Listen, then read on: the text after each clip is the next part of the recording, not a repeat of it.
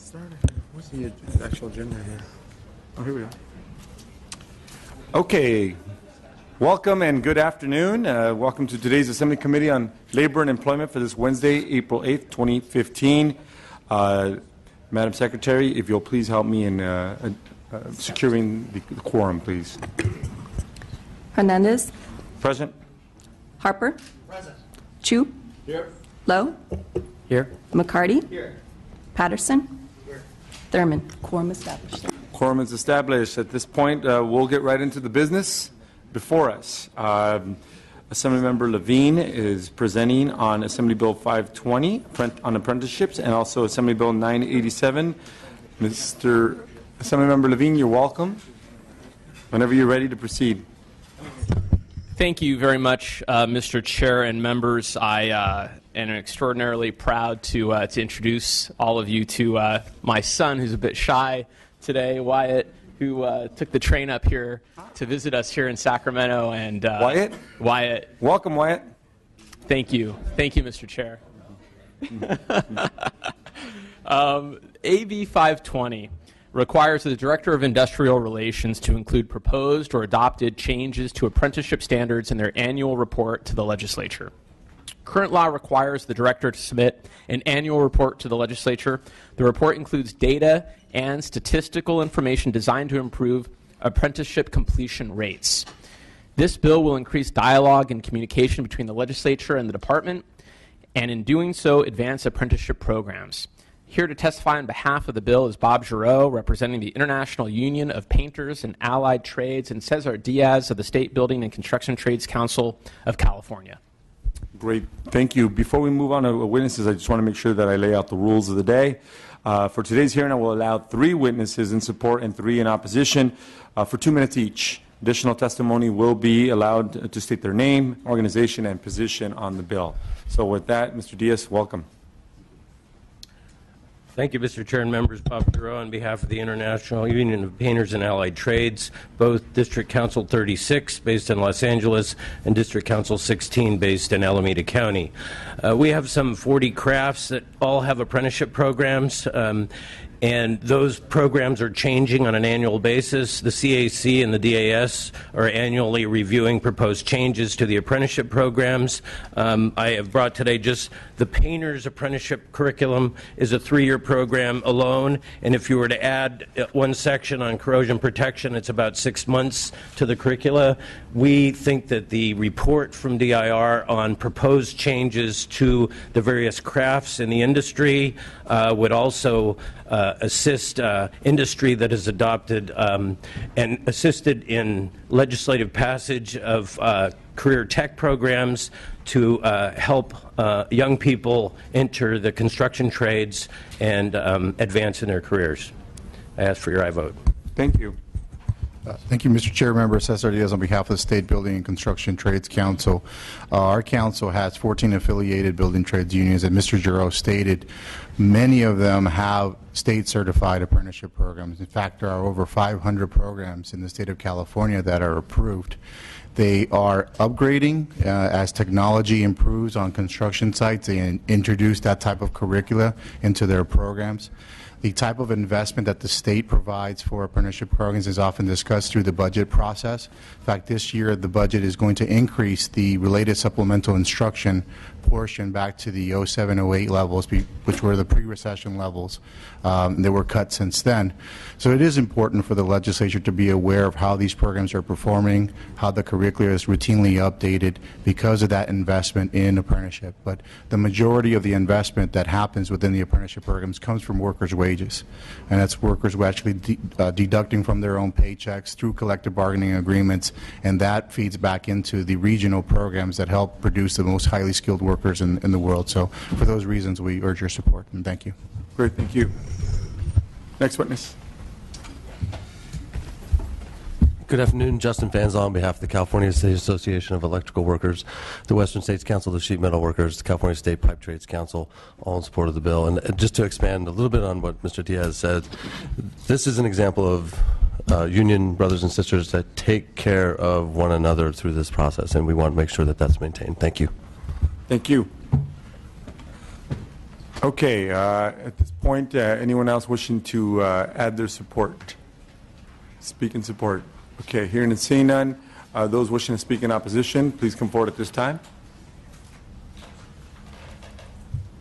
Okay, hearing and seeing no opposition at this time, it's in the hands of the committee. Committee members, any questions or comments from members of the committee? Hearing and seeing none, Mr.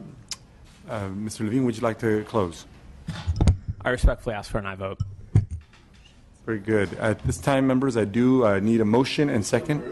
The bill has been moved by Assemblymember Chu, seconded by Assemblymember McCarty. Madam Secretary, please call the vote. Motion is due pass to appropriations. Hernandez? Aye. Hernandez, aye. Harper? Abstention. Harper abstaining. Chu? Aye. Chu, aye. Lowe? Aye. Lowe, aye. McCarty? Aye. McCarty, aye. Patterson? Abstain. Patterson, abstain. Thurman? That bill is out. Congratulations. Thank you very much, Mr. Chair. Thank you. Your next bill is Assembly Bill 987, relating to employment discrimination and unlawful practices. Whenever you're ready, sir. Thank you very much, Mr. Chairman and members. AB 987 clarifies existing law that protects workers from retaliation or discrimination when they request a disability or religious accommodation. Current law requires employers to provide such accommodations. However, a recent court decision raises the question of whether the law fully protects workers from retaliation when a worker requests these accommodations. As a result, workers now too often keep quiet and are afraid to make such requests. In October of 2013, the 2nd District Appellate Court in Los Angeles held that an employee request for reasonable accommodation is not protected from employer retaliation. Because of this decision, courts are now dismissing cases where an employee alleges discrimination because the employee was fired or retaliated against for making a request for reasonable accommodation. AB 987 clarifies current law by explicitly prohibiting an employer from retaliating against a worker for requesting a reasonable disability or religious accommodation, regardless of whether the accommodation request was granted. The bill has no opposition. Here to testify in support of the bill is Manuka Fernando from the California Employment Lawyers Association and Alan Reinach from the Church State Council. Thank you very much. Welcome. Thank you. Good afternoon, Mr. Chairman and honorable members of the committee. My name is Manuka Fernando, and I'm a civil rights lawyer in San Francisco. On behalf of the California Employment Lawyers Association, I'm proud to extend our support for AB 987. This bill is about making the law make sense. Currently, Californians have the right to reasonable accommodation based on disability or religion, and employers are required to provide this right. But the Court of Appeal in a recent case said that an employee who asks for this accommodation can be fired for it. The plaintiff in that case, Scott Rope, repeatedly asked his employer for an accommodation so he could take leave to donate a kidney to his sister. His employer terminated him, and the court said that Mr. Rope's asking for this accommodation was not protected activity, that he could be retaliated for it, he could be fired for it. Now, this just doesn't make sense. That's like saying, as a woman, I have the right to be free from sexual harassment in the workplace, but if I ask for this harassment to stop, that somehow I can be fired for it. Now, that's not how the law works for sexual harassment, and it shouldn't be how the law works for disabled employees and employees who require religious accommodation. In my practice, I see employers getting a free pass because of this ruling. An employee who requested leave for heart surgery gets fired right before she goes on leave. An employee who requests a modified work schedule so she could make her doctor's appointments gets fired 2 days after making that request. And these employees are being punished because they're asserting their rights. And they can't bring retaliation claims because of this ruling. How is an employee supposed to enforce her rights if she can't ask for them?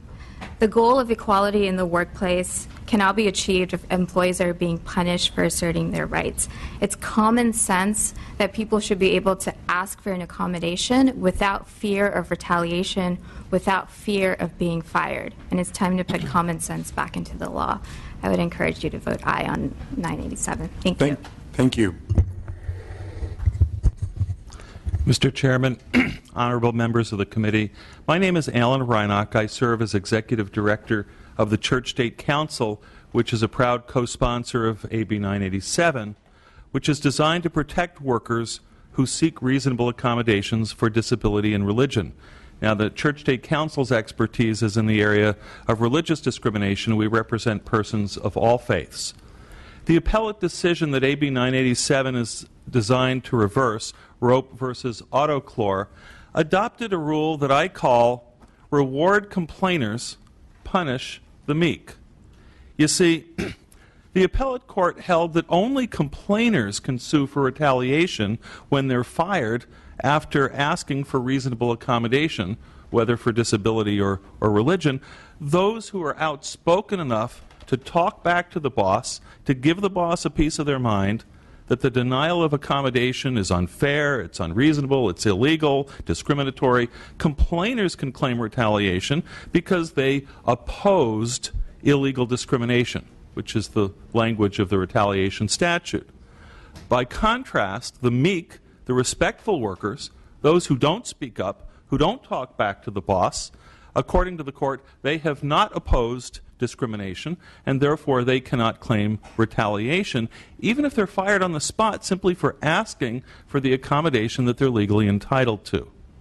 Now, this rule that the appellate court announced reverses decades of established law and has, I believe it has a disparate impact on various classes of people, on women, on ethnic minorities, on religious minorities, on those whose cultures emphasize respect and who are less likely to talk back to the boss.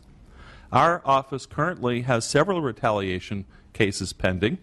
In one of them, a Jewish insurance claims adjuster was fired after seeking accommodation not to work on Sabbath.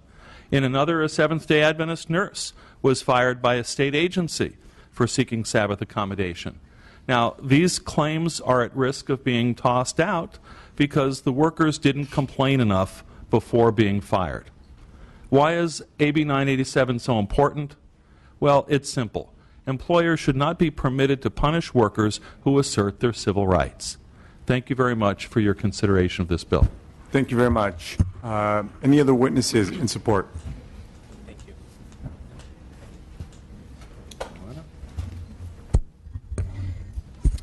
Greg Gier, representing the ARC and United Cerebral Palsy California Collaboration, which is a coalition of people with developmental disabilities and their families, friends, and service providers, and we support the bill.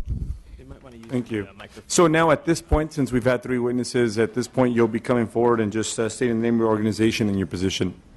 Your name, the name of the organization, and your position. Bassem Alkara, CARE, Council on American Islamic Relations, and we support this bill. Thank you. Savina Takar, the Consumer Attorneys of California, in support.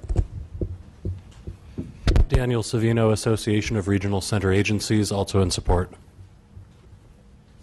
Dennis Seaton, Legislative Director for Church State Council, also in support. Thank you. Anyone else wishing to speak in support? Okay, here and seeing none, we'll move to opposition.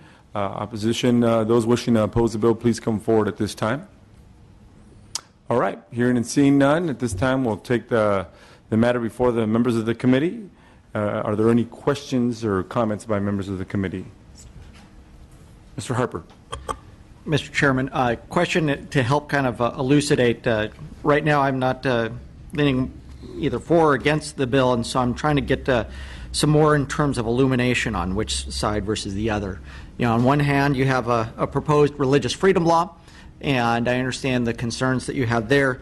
But on the other hand, there's concerns that I have about extending employers' liability, especially in areas where the employer may not realize, because there hasn't been a complaint lodged, in terms of what kind of open-ended liability that they may or may not have.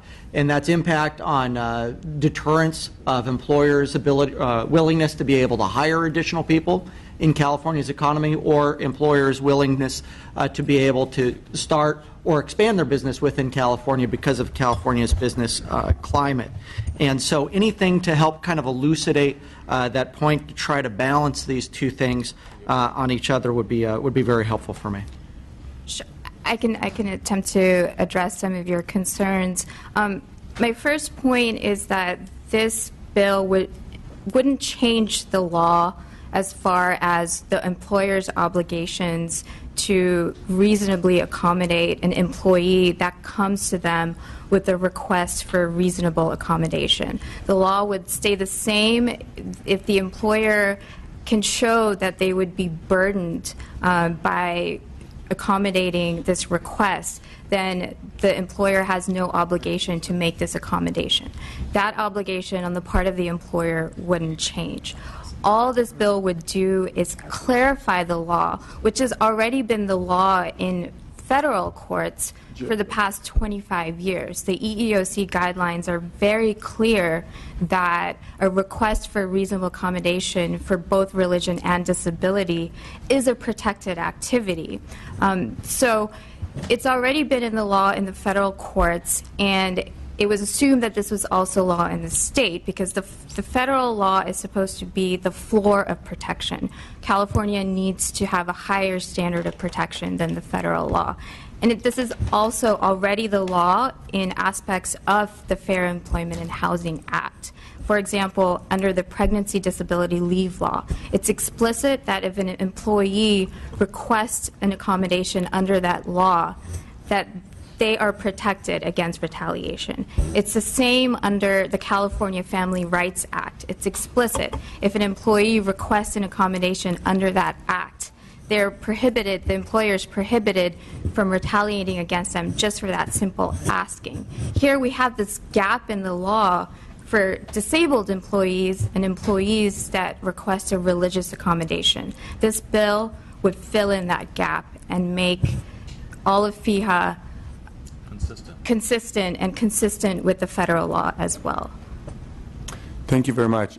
Any other questions or comments? If I can ask just for clarification, so if we're just conforming with federal law, then what is the need to actually adopt that if federal law is already covering this?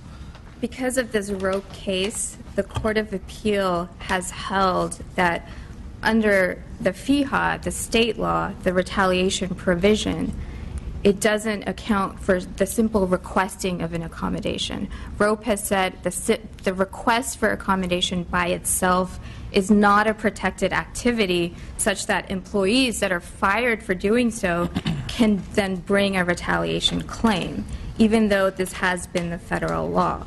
And this is why this bill is important, just to clarify that that is the law in the state, and it would be consistent with federal law. Thank you, Mr. Chairman. Thank you. Any other questions or desire for clarification? Hearing and seeing none at this time, we do need a motion and a second. The bill's been moved and seconded. Mr. Levine, would you like to close? Yes, thank you very much, Mr. Chair and members. I'd like to make a couple of other brief introductions. I have my wife, Wendy, here with me, my daughter, Meredith, and then my children's friend, Henry, who's also watching government at work today. Hi, welcome. And I really appreciate your attention to these important bills and appreciate an aye vote. Thank you. Thank you. Appreciate you bringing this forward. At this time, we do need a motion and a second to take it up for vote. We do have a motion and a second. Madam Secretary, if you'll please call the vote. Motion is due pass to appropriations. Hernandez. Aye. Hernandez, aye. Harper. Abstain. Harper abstaining. Chu. Aye. Chu, aye. Lowe. Aye. Lowe, aye. McCarty. Aye. McCarty, aye. Patterson. Aye. Patterson, aye. Thurman. That bill is out, sir. That bill is out on bipartisan support. Congratulations. Thank you. All right. Mr. Harper, I do need to exit, so as Vice Chair, you are now in charge of the meeting. If I may ask, do you have a preference in terms of the next bill to queue up? Oh, we got to sign in. Okay. Can you tell him it's Nazarian? So it looks like Mr. Azarian's coming up to the front, and you are in queue. Thank you.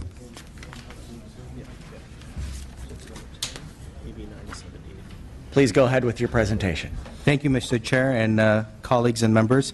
AB 970 clarifies the Labor Commissioner's authority to cite an employer and recover wages owed in two instances. One, for failure to pay the local minimum wage, and two, for failure to reimburse an employee for all necessary expenditures incurred by the employee directly related to his or her duties as required by existing state law. A common violation involves illegal charges for tools or equipment necessary to perform the job, which is essentially a deduction from workers' pay. Existing state law provides a legal framework for enforcement of the state's minimum wage and to indemnify employees for work-related expenses. However, current law does not specify whether recovery of such charges or local minimum wage owed to a worker can be recovered via the Labor Commissioner's citation process. AB 970 promotes government efficiency and strengthens enforcement efforts by clarifying that the Labor Commissioner has the discretion to cite when finding violations of these laws.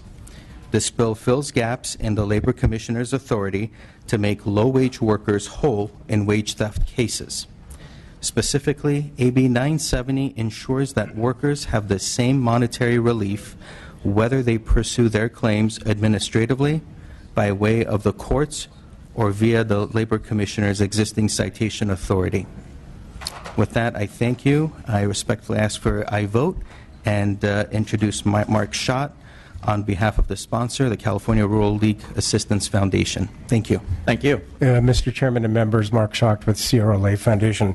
We've distributed to the committee a chart prepared by the Division of Labor Standards Enforcement showing the total number and the amounts of illegally charged tool and expense deductions over the last 2 years.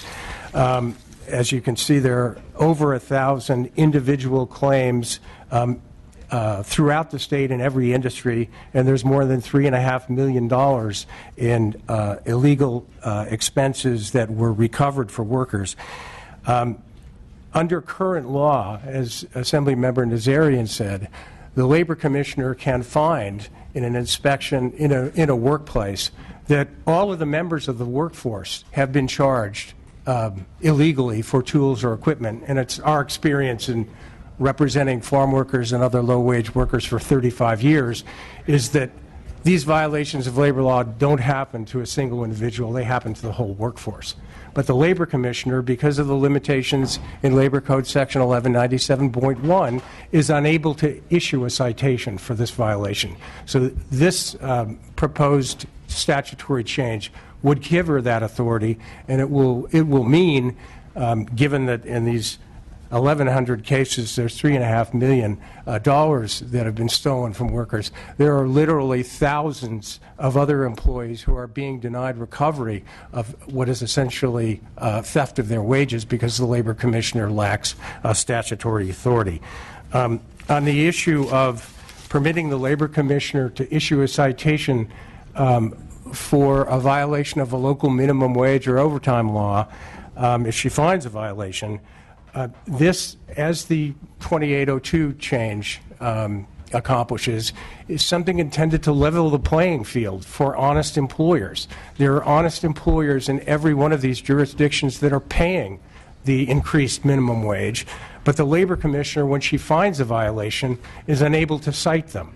This bill rectifies that, and what the bill does is apply to a local minimum wage or overtime violation the same state minimum wage or overtime penalty as required by current law, gives employers the same right to contest the citation in a hearing before the Labor Commissioner, and gives them the same right of a judicial appeal from that final citation, as has been the case for over 3 decades, applicable to minimum wage and overtime law. So happy to answer any of your questions, but ask for your I vote. Thank you very much. Go ahead.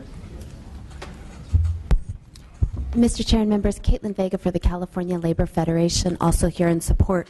We know that for most low-wage workers, their only alternative is to take a claim to the Labor Commissioner's office, and the Labor Commissioner is dramatically underfunded given the realities of wage theft in this state and the kinds of abuses that particularly low-wage workers face on a regular basis. What this bill is trying to do is really just streamline her ability, the ability of the Labor Commissioner to enforce the law when she's out there investigating work sites, when she finds a a violation of the minimum wage. It makes no sense if she's not able to issue a citation that would make the worker whole up to the actual minimum wage that they are owed based on the local ordinance.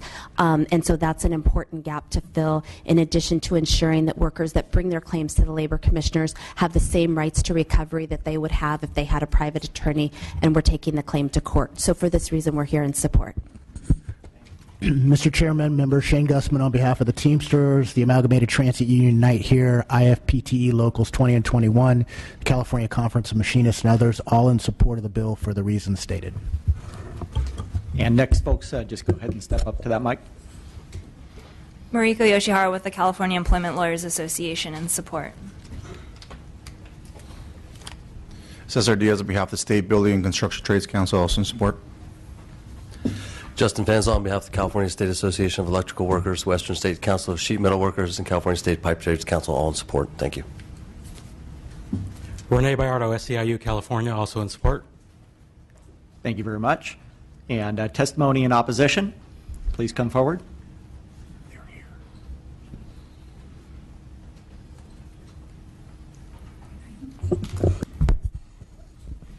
Good afternoon, committee members and Mr. Vice Chair. Jennifer Barrera on behalf of the California Chamber of Commerce, and we are opposed to this measure. We are happy to support any bill that combats the underground economy and certainly don't believe in wage theft and believe all employees should be owed or entitled to the wages that they have earned. However, we are concerned with the extension of the Labor Commissioner's jurisdiction to local minimum wage laws. There's about, I believe, 7 cities or counties in the state that have adopted their own minimum wage requirements that are above the state level. But in the adoption of those local ordinances, they have also adopted their own local enforcement mechanism for the minimum wage violations. Many of them have a local labor office or similar labor office for which the employee can go and seek the remedy for a failure to pay the minimum wage. The offices can investigate. There's also a right to do a private right of action against the employers who have failed to pay, as well as daily penalties, attorney's fees, things of that nature as well, to enforce those local minimum wage laws. So it's not that these employees are not currently without a remedy in order to pursue for the local minimum wage violations. We are concerned from this aspect, since there's already a mechanism available in the local cities and counties who have adopted a higher minimum wage rate, for the potential for double prosecution against these employers. If we allow the Labor Commissioner to go in and cite and investigate an employer, there's nothing preventing the local office or the employee from pursuing the local enforcement remedy as well. And so you basically have a stacking of penalties against employers for the same violation, which we believe is patently unfair and should not be allowed. We're also concerned from a funding aspect of the Labor Commissioner's Office. About 5 years ago, the Labor Commissioner's Office was moved from the general fund solely to being funded by employer assessments, and it's done on an annual payroll amount, and it's a fee that all employers in California are required to pay in order to fund the investigation and adjudicatory responsibilities of the Labor Commissioner's Office. We do not believe it's fair or the proper use of the funds for an employer to pay, for example, in the Central Valley, for the Labor Commissioner to go and enforce a local issue in Sunnyvale or Mountain View where there's a minimum wage issue. We don't believe they should be having to pay for the investigation in those areas that don't impact them at all. It's not an unfair competition or a disadvantage for somebody in the Central Valley who doesn't have to abide by the state, or excuse me, the local minimum wage in a different area. It doesn't change their ability to conduct business here, and it doesn't change the environment in which they compete. And so we don't believe that the assessments that all employers in California are required to pay should be utilized to fund a local enforcement issue. And finally, we are concerned with the citation process versus the Berman hearing process as we set forth in our letter, due to the different rights of appeal. When you appeal a citation process, it's only a writ, which means that the trial court is limited in their ability to review the evidence and arguments utilized. When you appeal it from a Berman hearing, it's a trial de novo, so the employer has a new opportunity essentially to present whatever evidence and law they feel necessary to state their case. And so we, for those reasons, believe that it should not be allowed to go through the citation process as proposed. Thank you very much. Any other speakers in opposition? Okay, seeing no, we'll go to questions or comments from members of the committee. Okay, there's a motion from Lowe and a second from McCarty. Questions that I have, the records I have say that the localities within California that have their own individual minimum wage include Mountain View, Sunnyvale, San Diego, Oakland, Berkeley, Richmond, San Francisco, and pending proposals currently in the city of Los Angeles. So part of the question that I have, you have some cities that have these and most cities that don't. Is there a question here that you have in terms of asking the cities that don't have their own minimum wage laws from subsidizing those cities that do?